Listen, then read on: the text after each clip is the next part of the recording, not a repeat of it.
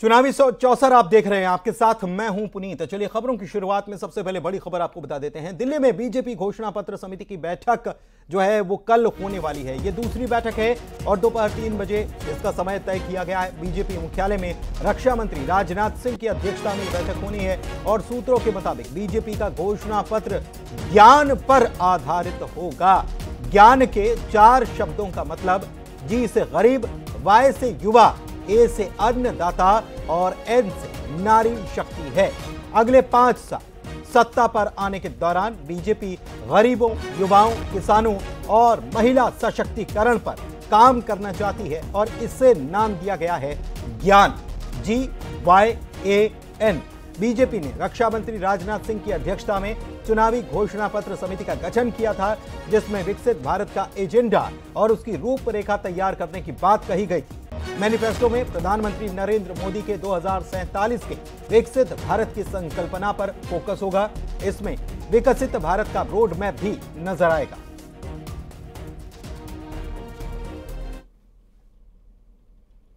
मध्य प्रदेश का मजबूत गढ़ कहे जाने वाले मालवा निमाड़ में बीजेपी के राष्ट्रीय अध्यक्ष जेपी नड्डा लोकसभा क्लस्टर बैठक लेने के लिए इंदौर के ब्रिलियंट कन्वेंशन सेंटर पहुंचे।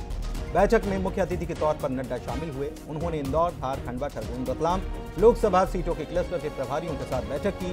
बैठक में कैलाश विजयवर्गीय, डिप्टी सीएम जगदीश देवड़ा, तुलसी सिलावट समेत 6 मंत्री, मध्य प्रदेश के संगठन महामंत्री और कई पदाधिकारी मौजूद थे।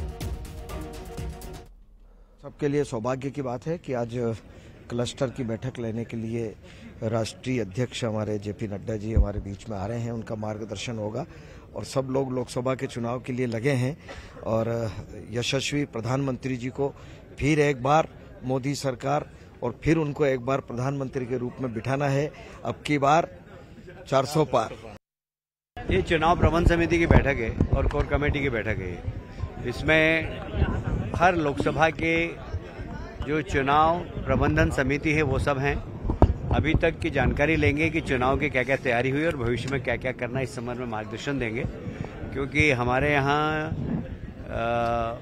ये बात सही है कि संगठन एक महत्वपूर्ण होता है और इसलिए राष्ट्रीय अध्यक्ष इन सब संगठन के कार्यकर्ताओं की बैठक ले रहे हैं जो कि चुनाव की प्रबंधन में जवाबदार कार्यकर्ता है। छिंदवाड़ा जीतेंगे हम, 200% जीतेंगे और छिंदवाड़ा में मेरा टारगेट 5 लाख का है। 5 लाख से ऊपर से जीते हम। कमलनाथ जी अपनी सीट बचा लेंगे। कार्यकर्ताओं का उत्साह, जोश और लोकसभा में जो लोग काम में लगने वाले हैं उनको हर बूथ पे 370 वोट कैसे बढ़े, इसके टिप्स माननीय राष्ट्रीय अध्यक्ष जी ने दिए हैं और हम उनका शब्दशः पालन कर हारे हुए बूथों पर जीतना और जीते हुए बूथ पे 370 वोट बढ़ाना, ये काम में हम लगे हुए हैं और मनोबल से लगेंगे।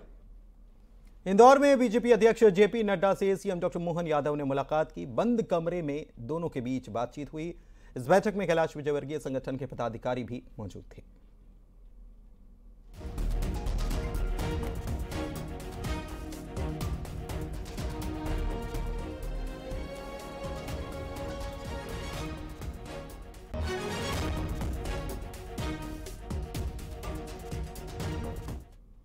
इधर इंदौर में मंत्री विजय शाह ने बड़ा बयान दिया। एमपी की सभी 29 सीटें हम जीतेंगे, वो ये कहते नजर आए और उन्होंने आंकड़ा भी बता दिया। उनको इतना भरोसा है कि उन्होंने आंकड़ा बता दिया है कि 2 से 5 लाख वोटों से हर सीट को हम जीत जाएंगे। इतना काम बीजेपी ने कर लिया है ऐसा लगता है। कांग्रेस को उम्मीदवार नहीं मिल रहे, जबरदस्ती चुनाव कांग्रेस लड़ा रही है। दिग्विजय सिंह को बुझा हुआ दिया वो पता भी नहीं। देखिए, इंदौर में कौन सा बम को मौका दिया मुझे तो जानता नहीं है कि जनता भी कम जानती है। और ये सारे बम जो है वो फुस्सी बम साबित होंगे। लोकसभा का जब रिजल्ट आएगा तो ये केवल इंदौर के बम नहीं, ये कांग्रेस के सारे बम फुस्सी बम साबित होंगे। दिग्विजय सिंह भी दमखम से चुनाव में नजर आ रहे हैं। दिग्विजय सिंह जी तो अब मजबूरी में लड़ रहे हैं चुनाव, क्या करें। क्या लग रहा है? बुरी तरह हारेंगे, बुरी तरह हारेंगे। 29 की 29 सीट हम 2 से 5 लाख के मार्जिन से जीतने जा रहे हैं। और मोदी जी ने और भाजपा ने जो काम किए 10 साल तक, उसका जन जन तक, झोपड़ी झोपड़ी और खोपड़ी खोपड़ी में हम पहुंचाएंगे। आज हमारे राष्ट्रीय अध्यक्ष जी का मार्गदर्शन मिलेगा और उस मार्गदर्शन को 6 तारीख को पार्टी का जो हमारे शुभारंभ हुआ था 6 तारीख को, 6 अप्रैल को, उस दिन से हम लोग लगातार 29 की 29 सीट जिताने में अपना पूरा दमखम लगाएंगे। ये सारी जो आज आए हैं यहाँ पर 150 लोग सब मिलकर ऐतिहासिक मतों से भाजपा को विजय बनाए। मुख्यमंत्री डॉक्टर मोहन यादव चुनाव प्रचार में काफी व्यस्त हैं और वे इंदौर भी जाते हैं तो सतना भी पहुंच जाते हैं। उन्होंने सतना लोकसभा प्रत्याशी गणेश सिंह के पक्ष में एक चुनावी सभा को संबोधित किया। विशाल नामांकन जनसभा का नाम इसे दिया गया। इसमें मुख्यमंत्री के अलावा डिप्टी सीएम और बीजेपी के विधायक और पदाधिकारी मौजूद थे।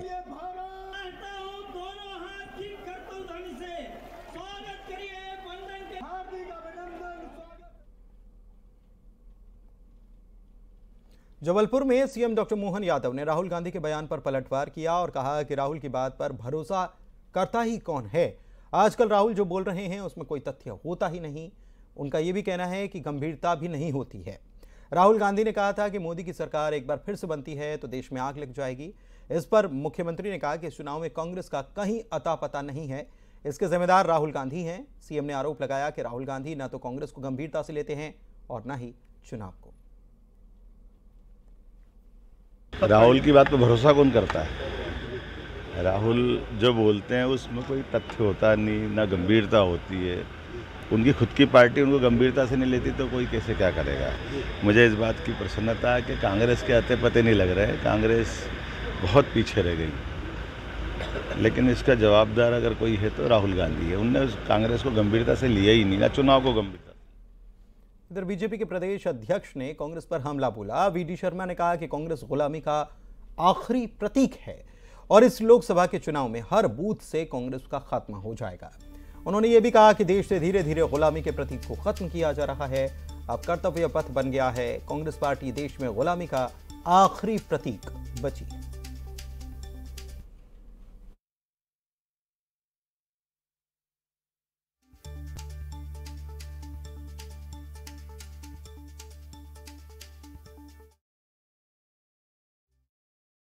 प्रदेश अध्यक्ष विष्णुदत्त शर्मा ने अब की बार 400 पार के नारे के साथ खजुराहो लोकसभा से दावेदारी करते हुए नॉमिनेशन फाइल कर दिया। उनके साथ केंद्रीय मंत्री स्मृति ईरानी समेत कई दिग्गज नेता शामिल हुए। नजरबाग में विशाल आम सभा को संबोधित करने के बाद शहर से रैली निकाली गई और पन्ना कलेक्ट्रेट पहुंचकर रिटर्निंग ऑफिसर और कलेक्टर सुनील कुमार के सामने नॉमिनेशन दाखिल कर दिया गया।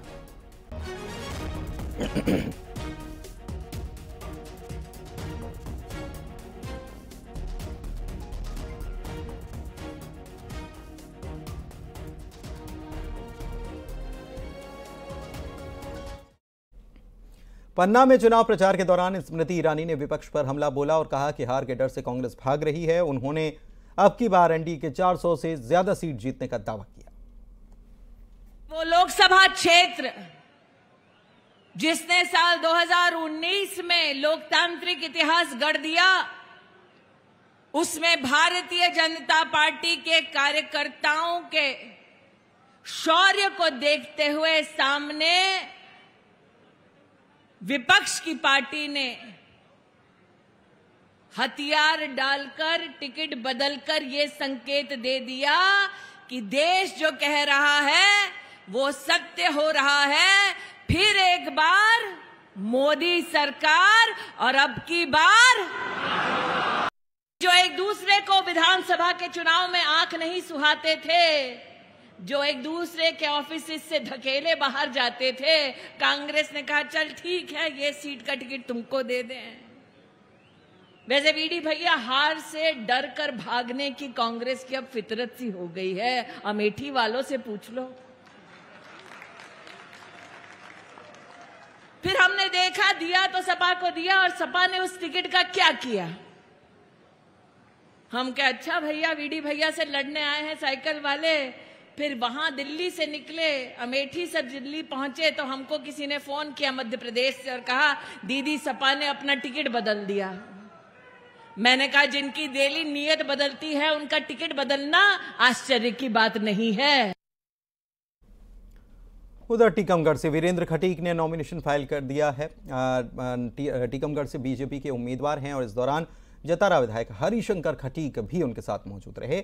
इस मौके पर वीरेंद्र खटीक ने कहा कि अप्रत्याशित नतीजे आएंगे।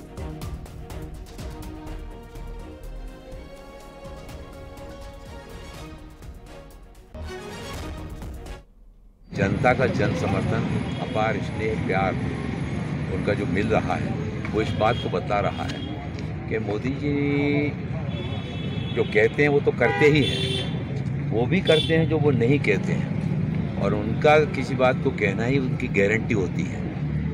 इसी को लेकर के कि 10 साल के पहले भारत क्या था और आज 10 साल के बाद भारत में एक व्यापक बदलाव आया। अपने टीकमगढ़ में भी 10 साल के पहले का टीकमगढ़ और 10 साल के बाद का टीकमगढ़। महासमुंद में सीएम विष्णुदेव साय बीजेपी उम्मीदवार रूप कुमारी चौधरी के नामांकन रैली में शामिल हुए और नामांकन कराया। सीएम ने मीडिया से बात करते हुए महंत पर जमकर हमला बोला और कहा कि जिस तरह से कांग्रेस में भगदड़ है और महंत ने बयान दिया, कांग्रेस नेताओं का मानसिक संतुलन बिगड़ चुका है। इससे साफ है कि कांग्रेस को हार दिखाई दे रही है और बीजेपी सभी की सभी 11 सीटों को जीतेगी। जिस तरह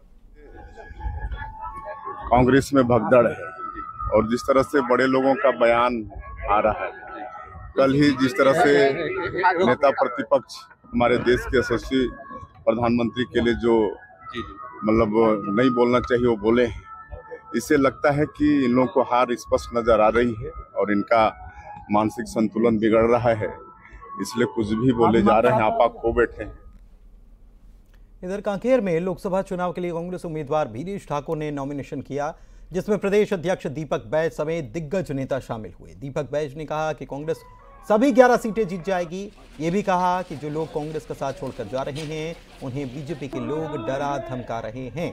वीरेश ठाकुर ने बीजेपी पर जमकर हमला किया। देखिए, भारतीय जनता पार्टी एक तरफ नारा देती है 400 पार और इतनी डरी हुई है कि दूसरे दलों के नेताओं को तोड़ने का प्रयास कर रही है। लालच देके, डरा के, धमका के, FIR करा के, मतलब हर तरह का प्रलोभन और दबाव की राजनीति कर रही है। इससे कांग्रेस पार्टी को कोई फर्क पड़ने वाला नहीं है। इस समय पूरे छत्तीसगढ़ में बदलाव की बयार है। अभी बताया ना, अगर इतना ही नींबू के ऊपर भरोसा है तो घर में बैठे नींबू काटते रहे, चुनाव जीत जाए। क्यों उनके बड़े बड़े नेता ब्लॉक मुख्यालय में आ रहे हैं, कस्बा में आ रहे हैं? जब उनकी नींबू में इतनी ताकत है तो घर में बैठे और नींबू काटे चुनाव जीते। राजनांदगांव में आज सबसे ज्यादा नामांकन फॉर्म खरीदे गए हैं। एक दिन में 210 नामांकन फॉर्म ले लिए गए। फॉर्म लेने में महिलाएं सबसे ज्यादा हैं और एक क्षेत्र की महिलाएं सबसे ज्यादा हैं। अब तक कुल 241 नामांकन फॉर्म ले लिए गए।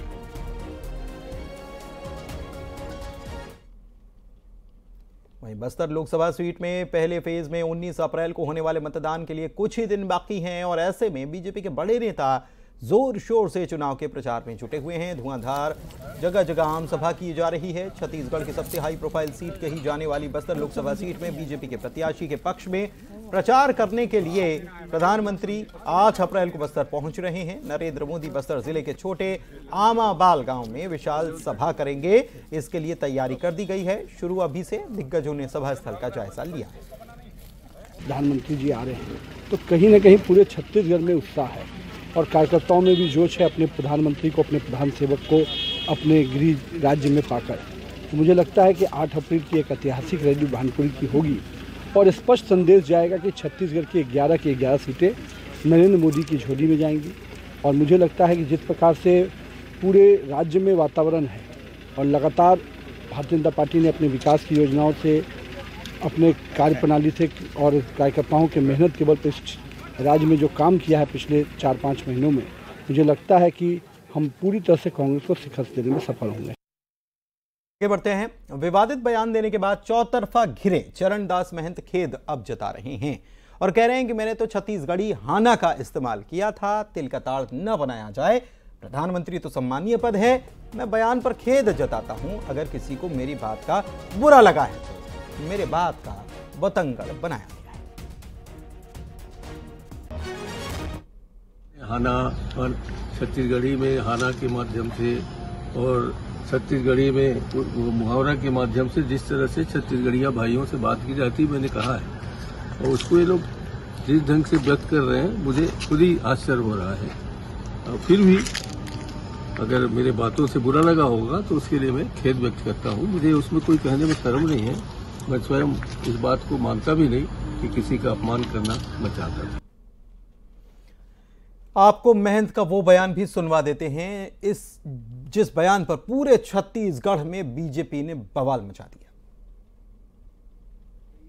अच्छा लाठी धर के बांधने वाला नरेंद्र मोदी के खिलाफ अगर कोई लाठी धर के खड़े हो सकते तो तुम्हारे सांसद खड़े हो सकते।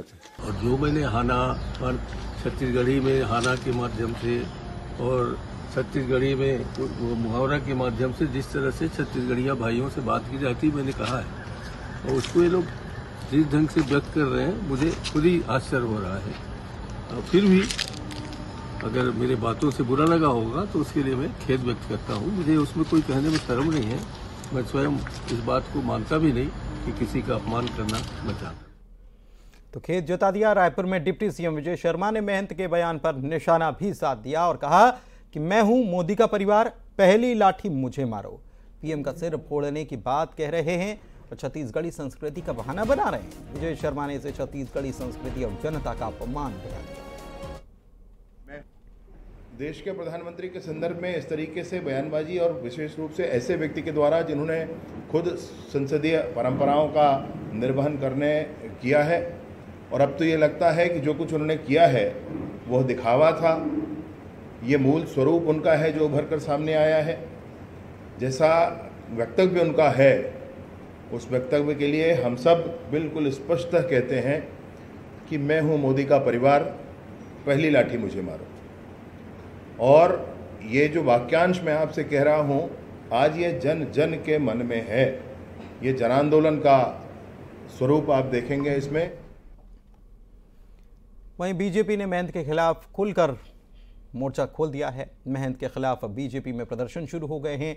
रायपुर में शंकर नगर चौक से रैली निकाली गई, महंत के खिलाफ नारेबाजी की गई।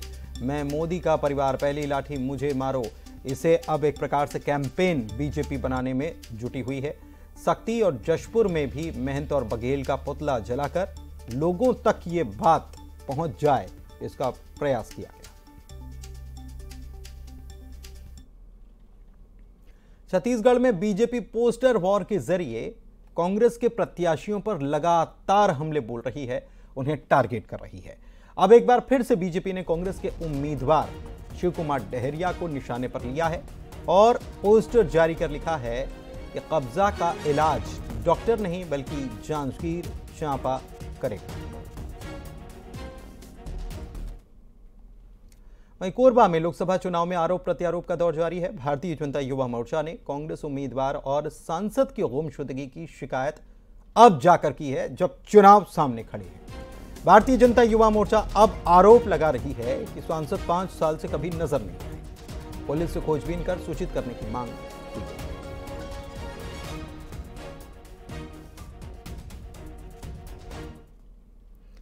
लोकसभा चुनाव को लेकर सिंधिया ने भी कार्यकर्ताओं को सख्त निर्देश दे दिए हैं। उनका वीडियो दरअसल सोशल मीडिया पर वायरल हो रहा है, जिसमें सिंधिया ने यह कहा कि सब लोग अपने अपने काम में लग जाएं, अपने अपने क्षेत्र में चले जाएं, मुंह दिखाई नहीं चाहिए। सब लोग अपने अपने क्षेत्र में लगे या माल्यार्पण में न लगे, अपने अपने क्षेत्र में लगे। काम चाहिए मुझे, मुंह दिखाई नहीं। और आज से हम करने जा रहे हैं एक ऐसी शुरुआत जिसमें वोटर बोलेगा, नेताओं के सामने अपने मन के भेद खोलेगा, बात करेगा चुनाव के बारे में, उम्मीदवार के बारे में, मुद्दों के बारे में और रखेगा अपनी बेबाक राय। खास बात यह कि इसमें हम वोटर का नाम और उसका पता भी बताएंगे, उसका संदेश भी सुनाएंगे। तो आइए करते हैं इसकी शुरुआत और देखते हैं वोटर बोलता है में छत्तीसगढ़ में वोटर की क्या है खास राय।